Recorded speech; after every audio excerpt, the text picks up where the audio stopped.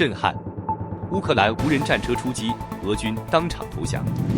俄军奥列什尼克导弹发射失败，乌克兰战机对卢甘斯克实施空袭。乌克兰东部战线新援兵亚塞拜然图兰军团正式抵达。东部战线最新态势：三路俄军受挫，乌军新防线浮出水面。亚塞拜然宣布将逮捕为俄军作战者。俄从印度引进100万劳工，引发争议。英法联手整合和威慑体系，欧盟拟再推1000亿元计划。俄军死伤超100万，普京陷入前所未有危机。炸了！俄军工厂大火狂烧6大基地，接连爆炸。大家好，欢迎收看新冷战情事，请大家先为我们的节目点赞、留言，谢谢大家。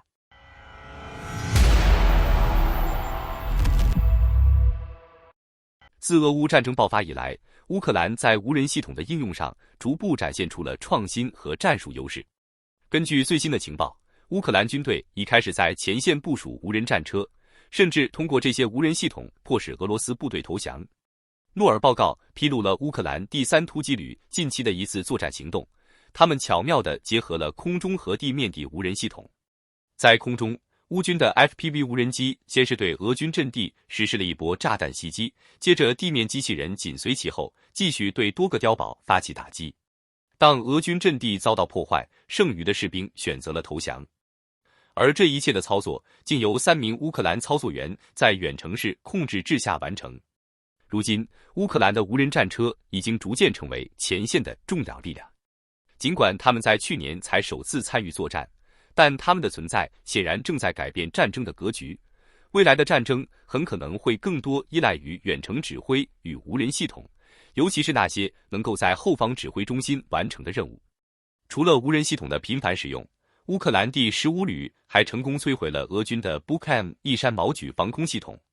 现场画面显示，虽然该防空系统在遭到首次打击后试图后撤，但很快又遭到了更猛烈的轰炸，最终被彻底摧毁。与此同时，乌克兰总司令瑟尔斯基也公布了6月的战报。过去30天内，乌军共打击了超过19600个目标，其中1/3由无人机完成。特别是其中88辆坦克、129辆装甲车和427套火炮系统的摧毁，凸显了无人装备在现代战争中的巨大潜力。此外，乌克兰继续加大对俄罗斯境内的远程打击，特别是莫斯科地区的无人机袭击也变得更加频繁。尽管具体情况尚未得到详细确认，但目击者报告称曾听到无人机的轰鸣声，并看到火光升起。与此同时，俄方在诺夫哥罗德地区的一个大型变电站遭遇了严重火灾，导致周围数个城镇出现大范围的停电现象，但俄方并未公布火灾的具体原因。国际方面，立陶宛和芬兰也在加强军事准备，计划于明年开始生产杀伤性地雷，以应对愈发严峻的战局，并可能将这些地雷提供给乌克兰，以帮助其对抗俄军的进攻。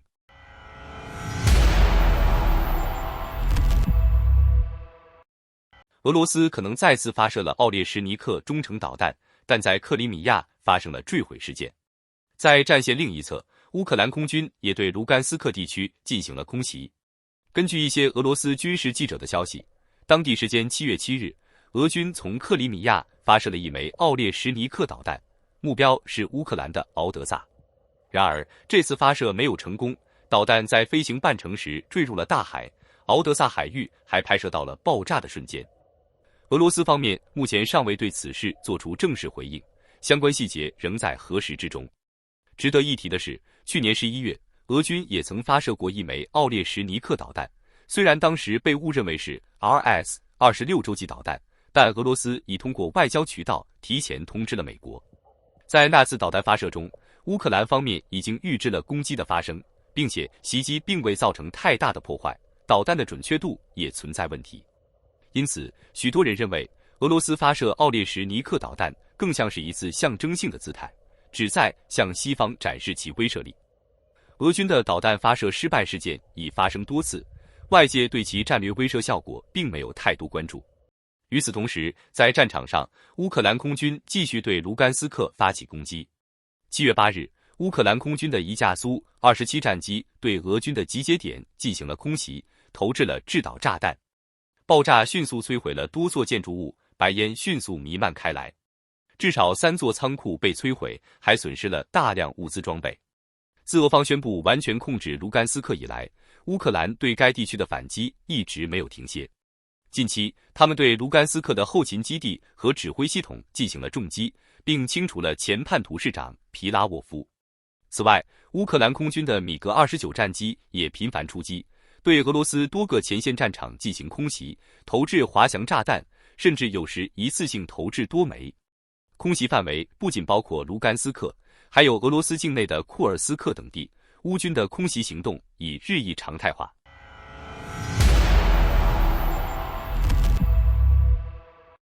近日，来自亚塞拜然的图兰军团正式加入乌克兰东部的战斗。这个由亚塞拜然精锐部队组成的军事单位，旨在支持乌克兰对抗俄罗斯的进攻。根据报道，亚塞拜然军团的到来不仅增强了乌克兰东部的防线，也为乌军带来了新的作战力量。乌克兰国家电视台在7月5日报道称，亚塞拜然计划向乌克兰派遣约1000人参与战斗。然而，最终抵达乌东地区的亚塞拜然战斗人员实际人数达到1500人。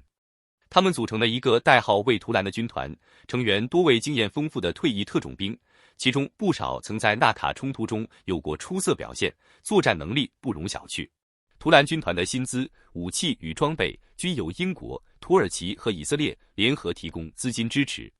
这支部队不仅拥有良好的后勤保障，也配备了先进的作战系统。亚塞拜然总统阿利耶夫向媒体表示，这只是第一批支援力量，阿方已计划为乌克兰继续招募更多雇佣兵参与对抗俄罗斯的作战。目前已有1万人完成招募并正在接受培训，预计不久后将陆续抵达乌克兰前线。早在此前，亚塞拜然就通过军售援助乌克兰，包括提供了135门 Cu-232高频两用速射炮、多架配备激光制导炸弹的 TB-2骑手无人机，以及大量120毫米炮弹。此外，阿利耶夫总统7月10日还在巴库与亚美尼亚总统瓦格恩恰恰图良举行闭门会谈，仅有2国元首参与。双方就解决长期历史纠纷交换意见，并讨论了在面对莫斯科压力下可能展开的区域合作。虽然双方会谈的具体细节尚未公开，但知情人士透露，随着2国达成共识，莫斯科希望继续依托亚美尼亚军事基地掌控高加索地区的企图，恐怕将宣告终结。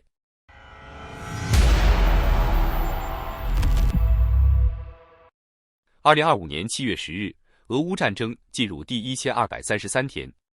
乌克兰敌后游击队再度出击，成功摧毁了位于莫斯科地区的一座铁路牵引变电站。从爆炸现场的画面来看，该设施已彻底瘫痪，基本无法修复。在卢甘斯克方向，乌克兰空军也展开了反击。一架米格29战斗机向俄军阵地投下了4枚 GBU-39精确制导炸弹，命中俄军部署区域。这也是俄军前日向乌克兰各大军用机场发射6枚匕首高超音速导弹的重要原因之一。乌空军的打击能力正在持续增强。托列茨克方向的战斗形势也出现变化，俄军逐步减少对市区的正面攻势，有迹象显示他们正在轮换部队，可能正筹备下一轮更大规模的进攻，具体动向仍在观察中。托列茨克以西，俄第68坦克团继续推进，目标是突破卡特里尼夫卡并逼近克列班比克水库。这一行动若成功，将对乌军南北阵地形成两面夹击的巨大威胁。而在托列茨克东北，俄军试图自迪利伊夫卡方向进攻比拉霍拉，但遭到乌军有力反击，被迫撤退。扎波罗热方向的战斗尤为激烈。乌克兰南方国防军通报称，卡缅斯克附近地区正遭受俄军连续多日的空袭、炮击、无人机打击及小股步兵进攻。乌军虽被迫撤出部分已遭破坏的阵地，但俄军同样难以站稳脚跟，战场上地形破碎，设施尽毁，双方在废墟中反复争夺，战斗仍在持续。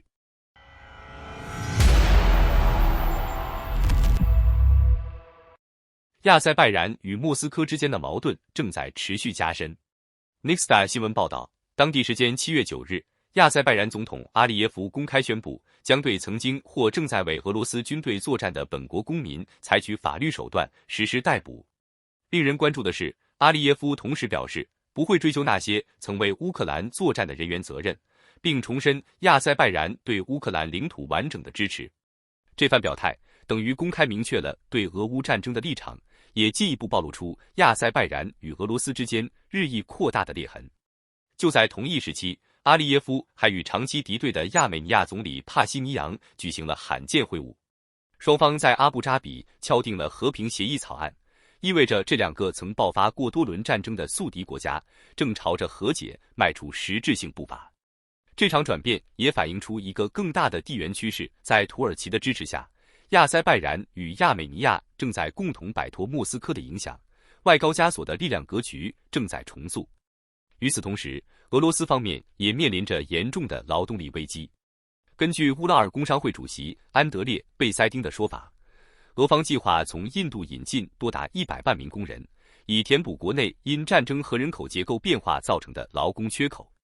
为此，印度还计划在叶卡捷琳堡设立新的总领事馆，以处理相关事务。这一大规模引进外籍劳工的计划在印度国内引发不小担忧。印度媒体质疑，这些工人是否会被强行派往俄乌前线作战。毕竟此前已出现过印度公民在俄罗斯被卷入战争的事件，最终不得不由总理莫迪亲自出面将其召回。事实上，过去俄罗斯的主要劳工来源国为中亚国家，包括亚塞拜然等。但随着这些国家与莫斯科关系趋冷，俄罗斯不得不将目光转向南亚。与此同时，莫斯科的地缘政治影响力也在其他地区加速衰退。最近，俄罗斯还突然罢免了副外长，同时担任中东事务特使的米哈伊尔·博格丹诺夫。这一动作被认为是其在中东，尤其是叙利亚影响力削弱的又一象征。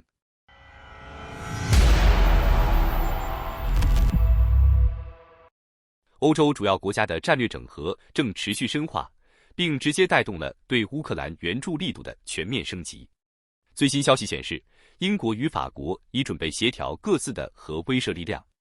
根据法新社报道，7月10日，法国总统马克龙在访问伦敦期间与英国首相斯塔默签署联合声明，明确在未来若欧洲爆发重大危机或冲突，两国将协调使用核武器。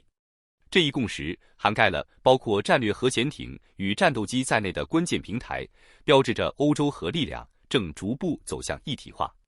事实上，早在数月前，马克龙就公开提出为欧洲提供核保护伞。法国的核打击能力具备完全自主性，使其在欧洲安全架构中独树一帜。随后，德国与波兰也表示愿意在本国部署法国核武器。而今英国的加入，无疑加速了以英法德波4国为核心的欧洲安全机制重塑进程。可以预见，这4国将深刻影响欧洲未来的战略走向。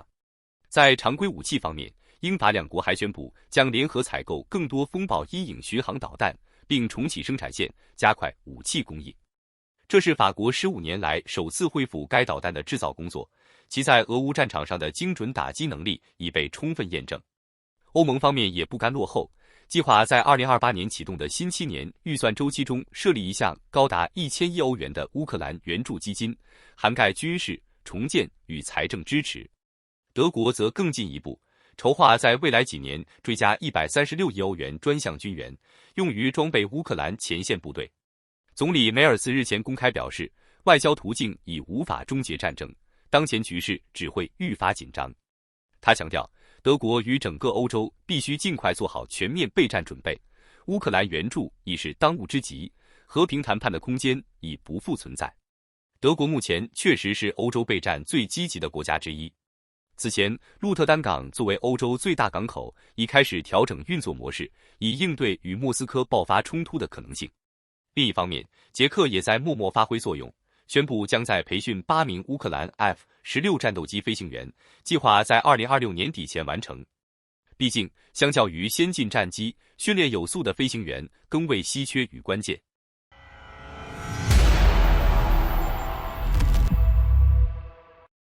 俄乌战争已逾3年，俄军死伤人数累计超过100万。面对严重的人力短缺，普京开始将目光投向被占领区内没有俄罗斯公民身份的乌克兰居民。据乌克兰国家通讯社 UNN 最新报道，普京已签署一项法律，允许无国籍居民与俄军签订服役合同，同时加重了未向军事委员会报告居住地址的罚款力度。乌克兰民族抵抗中心透露，俄罗斯正准备在其控制的乌克兰领土内秘密展开新一轮动员行动。该中心指出，在俄罗斯境内被征召入伍者，无论是在服役期间还是拘押期间，经常在压力和胁迫下被迫签订合同。尽管俄罗斯官方多次承诺义务兵不会被派往前线，但实际情况是，一旦士兵与政府签署合同，他们便可能被部署到最危险的战斗岗位。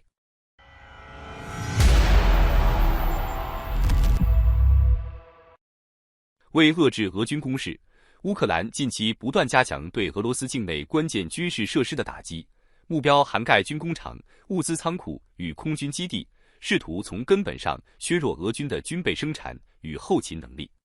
X 平台账号 Noel Reports 透露，7月4日，乌军出动无人机突袭俄罗斯罗斯托夫州的亚速光学机械厂，成功重创工厂的核心生产线。据悉，该工厂负责为俄军制造导弹导引系统、装甲车稳定器、航空与无人机导航设备以及电子战系统等高端精密光电元件。Noel Reports 分析指出，此次打击可能对俄军的整体军备生产能力造成显著打击。紧接着，在7月5日，乌军再度发动打击行动，一架 N-196 Lyuty 型无人机直袭楚瓦什共和国首府切博克萨雷市的进步俄罗斯国家核工业公司工厂。无人机突破工厂屋顶后发生爆炸，造成严重破坏。据 Noel Reports 介绍，该厂主要生产 Garan 无人机所用的 Kamikaze 适应天线阵列，这次攻击恐将影响俄方无人机的生产进程。而在7月8日，罗斯托夫市一座军方仓库突然爆炸起火，火势迅速蔓延。据初步评估，火灾波及面积可能高达9100平方米。Noel Reports 指出，尽管俄方未公布详细损失与仓库储存内容，但从猛烈燃烧情况判断，库内物资极具易燃性。另一位 X 平台军事观察者老司机则进一步补充，7月7日晚间，乌军对俄罗斯境内6大军工基地发动长时间的无人机袭击，涉及莫斯科州、沃罗涅日州、布良斯克州、别尔哥罗德州、库尔斯克州等多地。先前曾遭攻击的鲍里索格列布斯克空军基地也再次传出爆炸巨响，现场并爆发大规模火灾。老司机指出，乌军此次行动疑似刻意针对该机场内的 CAB 航空炸弹储存区与其他关键军用仓库，意图瘫痪俄空军的重型弹药补给能力。他还引述美国国家航空航天局 NASA 的遥感数据，证实鲍里索格列布斯克机场大火已全面失控。好的，感谢您一口气看到最后了，这是对我们最大的鼓励和支持。要看最全面、最及时准确的战场热点报道更新，就请每日锁定新冷战情势。如果您喜欢我们的节目，也请您点赞、留言、订阅，把视频分享出去，让更多的人看到这个节目。想要赞助我们的朋友，可以打开超级感谢打赏赞助，帮助我们能持续做出更多好节目。谢谢大家。